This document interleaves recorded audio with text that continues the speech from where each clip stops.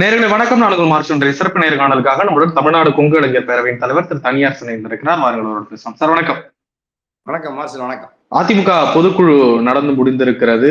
எடப்பாடி பழனிசாமி அவர்கள் நிறைய விஷயங்களை அந்த பொதுக்குழுவில் பேசியிருக்கிறார். எப்படி பாக்குறீங்க? 2026 சட்டமன்ற பொதுத் தேர்தல் நெருங்கி வருகிறது. அதையொட்டி நடைபெறுகிற கடைசி பொதுக்குழு அப்படின்னு நம்ம பார்க்குறோம். அப்புறம் செயற்குழு பொதுக்குழு இரண்டையும் இணைத்து அண்ணா திராவிட முன்னேற்ற கழகம் ஒரு பிரதான கட்சி தான் தமிழ்நாட்டில், ஒரு முதன்மையான கட்சியாக இருந்தது. அது இப்பொழுது இரண்டாம் நிலையில் இருக்கக்கூடிய நாட்டை ஆளும் கட்சி திமுகன்னா அது பிரதான எதிர்கட்சி இப்போ அதிமுக. எதிர்கட்சி தலைவர் பொதுச் செயலாளர் எடப்பாடியார் அதிமுக பொதுக்குழு செயற்குழுவை நடத்தியிருக்கிறார். அந்த பொதுக்குழு செயற்குழுவில் ஏதாவது ஒரு மாறுதல் நடக்கும் என்று எதிர்பார்த்தோம். ஆனால் அந்த மாறுதல், அதாவது சின்னம்மா, டிடிவி, ஓபிஎஸ், இப்போ நம்ம கேசிபி, பூலைஞர் மாதிரி வெளியே இருந்து கட்சி ஒன்றுபட வேண்டும் என்று கருதுகிற, வலியுறுத்துகிற அந்த குரல்களுக்கெல்லாம் என்னால் இந்த பொதுக்குழுவில் ஒரு அழைப்பு இருக்கும்.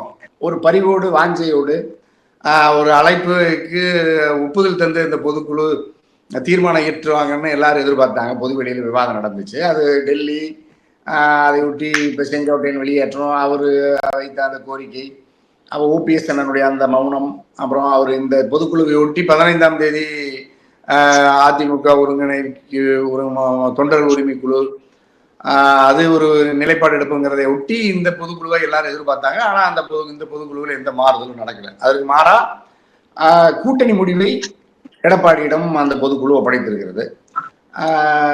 அப்படின்னா நீங்க கூட்டணியில் யாரை வேண்டுமானாலும் இணைக்கலாம், வெளியேற்றலாம் முழு அதிகாரம் இப்ப பொதுச் செயலாளர் எதிர்கட்சி தலைவர் எடப்பாடியாருக்கு வந்துருச்சு. சரி, பரவாயில்ல, அது சரிதான். எல்லா கட்சியிலையும் பண்றாங்க. அது விஜய்க்கு கூட போன முறை அப்படி ஒரு அதிகாரத்தை கொடுத்துருக்கு. எல்லா கட்சியிலையும் அந்த அதிகாரத்தை தருவாங்க. அது ஒரு சடங்கு, சம்பிரதாயம், அவ்வளவுதான். அதுல பாஜகவினுடைய ஏற்கனவே இருக்கிற உறவுக்கு ஒப்புதல் தந்திருக்காங்க. மற்றபடி அது ஒன்றும் பெரிய அதுல எந்த மாறுதலும் நம்ம எதிர்பார்த்த மாதிரி நடக்காததுனால அது ஒரு வழக்கமான சடங்கு.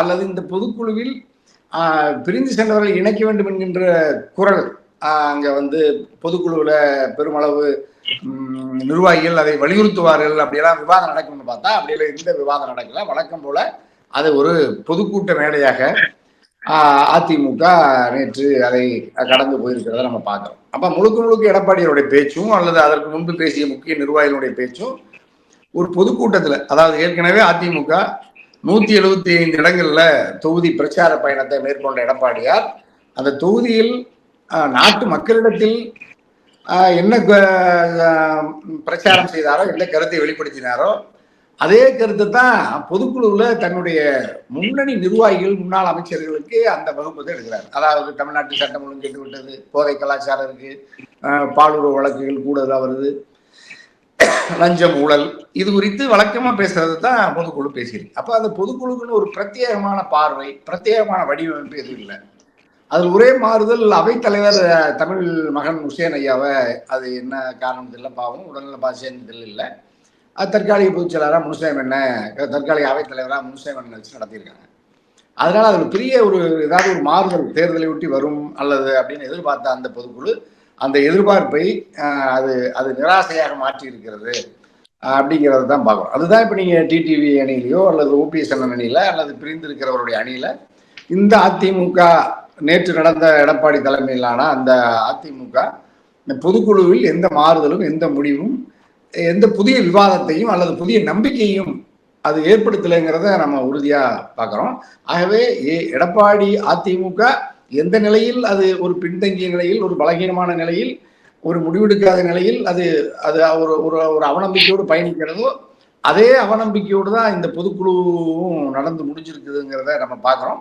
அந்த அவநம்பிக்கையை அங்கே கலந்துக்கிட்ட 3000த்துக்கும் மேற்பட்ட அந்த நிர்வாகிகள் சொல்றவங்களே கூட அந்த அவநம்பிக்கையோட நம்பிக்கையற்று தான் அவங்க அந்த கூட்டத்தில் எல்லாரும் பங்கேற்றதை பார்த்தோம். ஆகவே அதுல எடப்பாடியுடைய அந்த கருத்து அல்லது அந்த பேச்சு அல்லது அந்த முடிவு புதிய நம்பிக்கையை பாய்ச்சவில்லை அப்படிங்கறத தான் நம்ம பார்க்கிறோம். எடப்பாடி பழனிசாமி ரொம்ப நம்பிக்கையோடு உறுதியா சொல்றாரு 210 தொகுதிகள்ல அதிமுக வெற்றி பெறும்னு. கூட்டணிக்கு பெரிய கட்சிகள் இது வரைக்கும் அவங்க நாடு யாரும் வந்த மாதிரி தெரியல. அதிமுக பிஜேபி கூட்டணி தான் இருக்கு. அவருடைய அந்த நம்பிக்கை எந்த நம்பிக்கையில அது சொல்றாருன்னு நினைக்கிறேன்?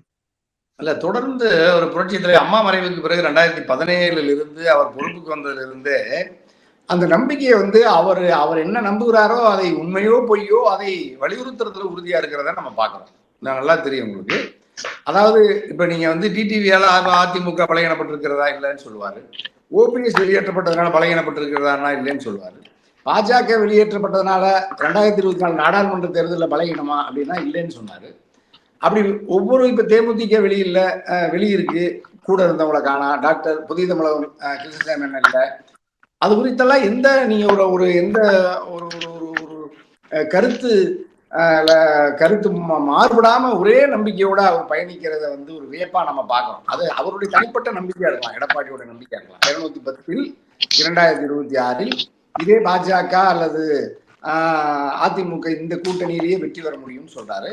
அப்புறம் ஒரு அற்புதமான கூட்டணி அமைய போகுது அப்படின்னு ஒரு நம்பிக்கையை தொடர்ந்து ஊட்டுறாரு. அது 2024 சொன்னார். 24க்கு பிறகு தொடர்ந்து சொன்னார், மெகா கூட்டணி அமைப்போம், இதோ வந்துவிட்டது ஒரு பெரிய கட்சி அப்படின்னு விஜய் சொன்னார். தமிழக வெற்றி கழகத்தை சொன்னார். பிள்ளையார் சொல்லி போட்டு விட்டதெல்லாம் சொல்லி புலகாங்கிதப்பட்டார். அப்படி வந்து இவர் தன்னுடைய கட்சியின் வலிமையை நம்பி அந்த வெற்றியை உறுதி செய்யாமல் பெரிய கூட்டணி வரப்போகுது, நீங்க யாரும் செங்கோட்டையை மாதிரி இங்க வந்து யாராவது ஒரு பிரச்சனை பண்ணி கேள்வி கேட்டு வெளியேறாதீங்க, மிகப்பெரிய கட்சி வரப்போகுது, நீங்க எல்லாம் பெரும்பாலான பேர் சட்டமன்ற உறுப்பினராக வேட்பாளராக வருவீங்கன்னு சொல்லிட்டாரு. அதுல நம்பிக்கையா இருந்தவங்களை எல்லாம் நம்ம பார்த்தோம். அப்ப அவங்க என்ன நினைக்கிறாங்கன்னா தேமுதிக வரலாம், இன்னும் கூட தேமுதிக வரும்னு அங்க எதிர்பார்க்கிறாங்க. இந்த நம்பிக்கை அவரே ஊட்டுறாரு.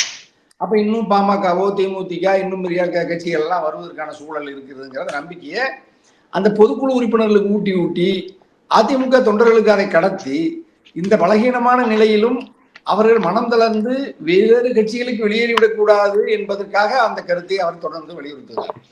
ஆனால் உண்மையிலேயே அப்படி பலமா இருக்கிறதான இல்ல, அப்படி பலமா இருக்கிறதுக்கான சான்றுகள் ஏதாவது இருக்கான்னா இல்ல. ஆகவே அது அவரே சொல்றாரு, 2019 2 இடங்கள் சட்டமன்ற நாடாளுமன்றத்தோடு ஒப்பிட்டா 2 இடங்கள் வெற்றி பெற்ற சட்டமன்றத்துல நம்ம வெற்றி பெற்றோம், அதாவது கூடுதல் வாக்குகளை பெற்றோம். 2024 பாஜக அதிமுகவை இணைத்து பார்த்தால் 85 இடங்கள்ல நம்ம முன்னணியில் இருக்கோம். அப்ப இன்னும் நீங்க ஆன்டி இன்கம்பன்சின்னு சொல்ற அரசுக்கு எதிரான வாக்குகள் 26 கூடுதல் இருந்திருக்கலாம், இன்னும் நம்ம முன்னேறுவோம்னு சொல்றாரு. ஆனா அது பிழை, அது தவறு. ஆகவே அந்த அந்த தோல்வி அல்லது அந்த அந்த அந்த அந்த வீழ்ச்சியிலிருந்து எடப்பாடி இன்னும் மீள்வதற்கான வியூகத்தை வகுத்து கட்சியை நடத்துறாரான்னா இல்லவே இல்லை. அதை நம்ம கண்ணு கட்டி தூரத்துக்கு அதை பார்க்க முடியல. அப்ப நம்ம வீழ்ச்சியிலிருந்து மீள்வார். அப்ப செங்கோட்டையின் இருக்கிற பொழுதே நம்ம அப்படி பார்த்தோம். இப்ப செங்கோட்டையின் வெளியேறி நேர் எதிரான அதிமுகவுக்கு மாற்று அல்லது அதிமுகவுக்கு ஒரு பொருட்டே இல்லை என்று கருதி வருகிற விஜய் தமிழக வெற்றி கழகத்தை போய் நின்று கொண்டு அங்கே நின்று கொண்டு, அதாவது வாலியிடமிருந்த சுக்ரீவன் தன் அண்ணனை வீழ்த்துவதற்கு ராமனோடு எதிரியோடு போய் இணைந்து கொண்டு சுக்ரீவன் வாலியை தாக்குவதை போல இப்ப போய் நீங்க விஜயோட நின்று பாக்குற நம்ம செங்கோட்டை நிக்கிறத பாக்குறோம். அப்ப செங்கோட்டையன் போவது ஒரு வீழ்ச்சி என்கின்ற ஒரு பதட்டம், ஒரு தடுமாற்றம் இருந்தத இந்த பொதுக்குழுவின் வழியாக இல்ல நான் இன்னும் உறுதியா தான் இருக்கேன், என்னை யாரும் இங்க கேள்வி கேட்க முடியாதுன்னு சொல்றாரு. அது மட்டும் இல்ல, அங்க தங்கமணி வேலுமணி இவர்கள் எல்லாம் வெளியேறுவார்கள் என்ற கருத்து வதந்தி பரப்பப்படுகிறது. நாங்க அப்படியெல்லாம் போக மாட்டோம்னு அவர்களும் அவர்களையும் பேச வைக்கிறார். அப்ப அவர்களுக்குள்ள ஒரு ஒரு ஒரு ஒரு உறுதியான உரையாடல் அல்லது அவர்களுக்குள்ள ஒரு இசைவு அங்கே ஒழுங்குபடுத்தப்பட்டிருக்குங்கிறத நம்ம பார்க்கிறோம். ஏன்னா தங்கமணிக்கெல்லாம் ஒரு நன்றி அறிவிப்பு கூட்டம் வாய்ப்பு தராமல் இருந்தார், அமைதியா இருந்தார், வெளியிருந்தார். ஆனா இப்ப அவரை அங்க முக்கியத்துவப்படுத்தி நன்றி சொல்ல வைக்கிறாங்க. ஏன்னா அந்த 2 மணி இல்லாம தேர்தலை அவர்களால் சந்திக்க முடியாதுன்னு எடப்பாடிக்கு தெரியும். அப்ப அவர்களை இந்த தேர்தல் நேரத்தில் இப்பதான் உள்ள உள்ள உள்ள கொண்டுட்டு வர்றாங்க. அல்லது அவர் திமுகவுக்கு போவார் அல்லது வேறு முடிவெடுப்பார் எல்லாம் அந்த வதந்திகளுக்கு ஒரு முற்றுப்புள்ளி வச்சிருக்கிறார். அப்ப ஏற்கனவே இருந்த உறுதி பலகீனமாக இருந்த நிலை கூட இன்னும் பலகீனப்பட்டு விடக்கூடாது அல்லது பலகீனப்பட்டு விடும் என்கின்ற அச்சம் அங்க உள்ளூர் ஒரு பரவி வந்த நிலையில அதை தடுத்து நிறுத்துவதற்காக இந்த பொதுக்குழுவை ஒரு கருவியாக பயன்படுத்தி இருக்கிறார் எடப்பாடிங்கிறதை தவிர அது புதிதாக ஒரு வலிமையை பெற்றிருக்கிறது. பாரிய அளவில் மெகா கூட்டணி வரப்போகிறது என்கின்ற நம்பிக்கையை மீண்டும் ஊட்டி, அப்படிப்பட்ட நம்பிக்கைக்கான சூழல் களத்தில் இல்லாத போதே மீண்டும் பொதுக்குழு உறுப்பினர்களை நம்ப வைப்பதற்காக எடப்பாடியார் அப்படி சொல்லுகிறார். 210 இடங்கள்ல வெற்றி பெறுவோம், மீண்டும் ஆட்சிக்கு வருவோம் என்கின்ற நம்பிக்கையை திரும்ப திரும்ப அங்க பேசிய அனைவருமே பேசியிருக்காங்க. அதுல வந்து அரசியல் புரோக்கர்கள் உறவாடி கெடுப்பவர்கள்ங்கிற கருத்தை முக்கிய நிர்வாகிகள் நம்ம சிவி சமூகண்ணன் நம்ம முனுசேவனால ரொம்ப ஆழமா வலிமையை பதிவு பண்ணியிருக்காங்க. அந்த யார் உறவாடி கெடுக்கிறாருங்கிற செய்தியை வெளிப்படையா சொல்லலை. அதே ஒரு பிழைதான். இப்ப நாட்டு மக்களுக்கும் அங்க வந்த ஒரு 3000 நிர்வாகிகளுக்கு உறவாடி யார் கெடுக்கிறா அப்படின்னு நம்ம அவர்கிட்ட எச்சரிக்கையா இருக்கணுங்கிற யாரையும் சொல்லாம இப்போ அவர்களே இன்னும் மௌனமா அல்லது பூடகமா சொல்றதும் பிழையானது, தவறானது. ஆகவே 210 தொகுதிகளில் வெற்றி, மெகா கூட்டணி, ஒரு அற்புதமான கூட்டணி உருவாகும், நம்பிக்கையோட நீங்க எல்லாம் போய் களத்துல வேலை செய்யுங்க அப்படின்னு எடப்பாடி சொல்றார். ஆனா அதுல எடப்பாடியை தவிர அந்த நம்பிக்கையோடு களத்தில் வேலை செய்வதற்கு நான் அறிந்த வகையில் எந்த தொகுதியிலும் எந்த நிர்வாகிகளும் அந்த நம்பிக்கையை இன்னும் பெறவில்லை. அவர்கள் இன்னும் அவநம்பிக்கையில் தான் இருக்கிறார்கள். அவர்கள் மனமாற அதிமுக ஆட்சி பொறுப்புக்கு வரும், வெற்றி பெறும். எடப்பாடியார் நம்முடைய பொதுச் செயலாளர் சொல்லுகிற 210 நாம் அடைவோம் என்கின்ற நம்பிக்கை 2 கோடி தொண்டர்களுக்கும் இல்லை. அங்கு வந்திருந்த 4000க்கும் மேற்பட்ட பொதுக்குழு உறுப்பினர்கள் எவரொருவருக்கும் இல்லை என்பதை நம்ம பார்த்தோம். சி.வி. சண்முகம் அவர்கள் ஒரு விஷயம் பேசுறாரு. சில துரோகிகள், அரசியல் புரோக்கர்கள் நம்ம கூட இருந்தே நம்மளை கெடுக்கிறாங்க, அவங்கள நம்ம அடையாளம் காணணும்ன்றாரு. யார சொல்றாரு? அதுதான் இப்ப நான் திரும்ப திரும்ப அதான் பார்த்தேன். ஏன்னா இவர் ஆடிட்டர் குருமூர்த்தி ஐயாவை சொன்னாலும் அவ்வளவு இலகுவா அவ்வளவு தைரியமாக சொல்ல முடியாது. ஏன்னா அவர் அவ்வளவு அப்படியெல்லாம் வார்த்தையை பயன்படுத்தினா அவங்க நடவடிக்கை எடுப்பாங்க. அல்லது இவங்க சில பேர் சொல்றாங்க, இப்ப நம்ம இந்த கட்சிக்கு உள்ள இருந்துகிட்டு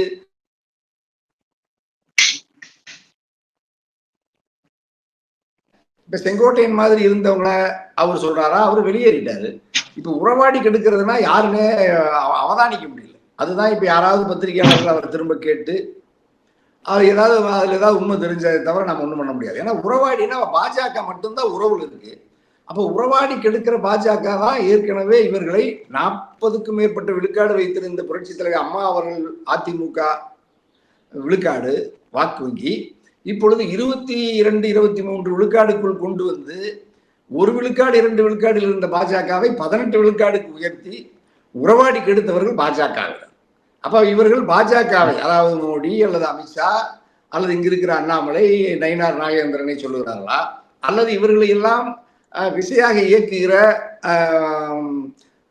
RSS இயக்கத்தின் மூல விசையாக அல்லது தமிழ்நாட்டில் அரசியலில் அதிமுக பாஜக உறவை உறுதி செய்வது அல்லது பல நெருக்கடிகளை தருவதில் முனைப்பாக இருக்கிற ஆடிட்டர் ஐயா குருமூர்த்தி சொல்றாங்களா என்கிறதுல இவங்க இன்னும் தடுமாற்றம் இருக்கு. அப்ப இவங்க உறவாடி கெடுக்கிறார்கள், அரசியல் புரோக்கர்கள்லாம் யாரை சொல்றாருன்னு தெரியல. அதே மாதிரி தொலைக்காட்சியும் ஊடகத்தையும் மிக கடுமையா தாக்குறத பார்த்தேன்.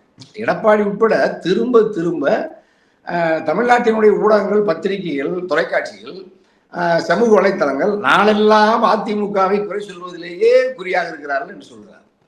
அப்படியெல்லாம் அதிமுகவை பற்றி உண்மைக்கு மாறான கருத்தை எந்த ஊடகவியலாளர்களும் சொல்லுவதில்லை.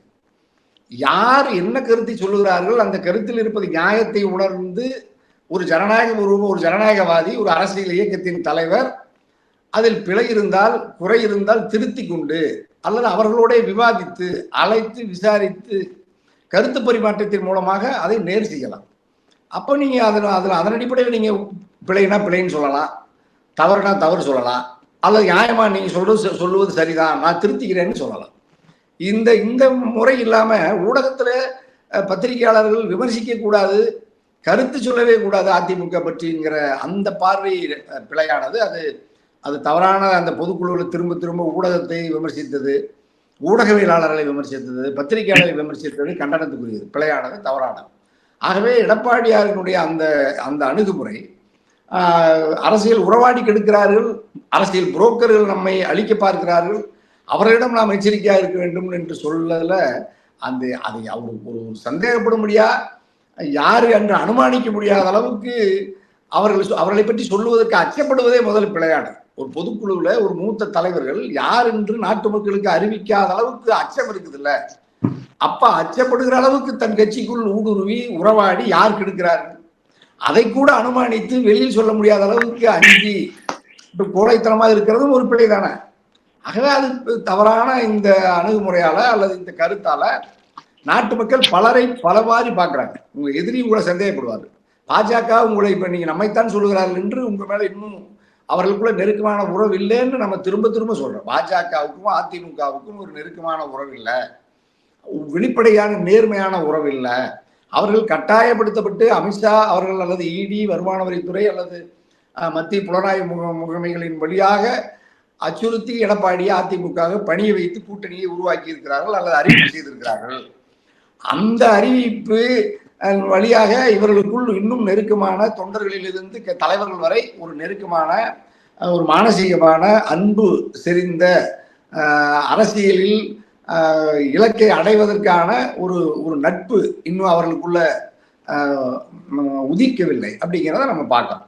ஆகவே அவர்கள் உறவாடி கெடுப்பறனா பாஜக மட்டும்தான் இவர்களோடு உறவால் இருக்கிறார்கள். ஆகவே உறவாடி கெடுக்கிறார்கள் என்று பாஜகவைத்தான் இவர்கள் சாடுகிறார்கள் என்று பார்க்கிறோம். அப்படின்னா நீங்க ஒரு கட்சி தான் உங்களோட கூட்டணியில் இருக்கிறது, அவர்களும் உங்களோடு உறவாடி உங்களை கெடுக்க நினைக்கிறார்கள். அதுக்கு வரலாறு இருக்கு.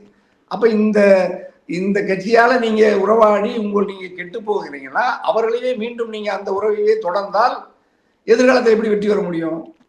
அல்லது அதிமுக எப்படி நீங்க ஸ்ட்ரென்த் வலிமைப்படுத்த முடியும்? உங்க பொதுச் செயலாளர் எடப்பாடியா சொல்ற 210 தொகுதியை நீங்க எப்படி வெற்றி பெற முடியும்? இதுதான் சிக்கல். ஆகவே நீங்க இன்னும் எதிரி யாருன்னே தீர்மானிக்கல.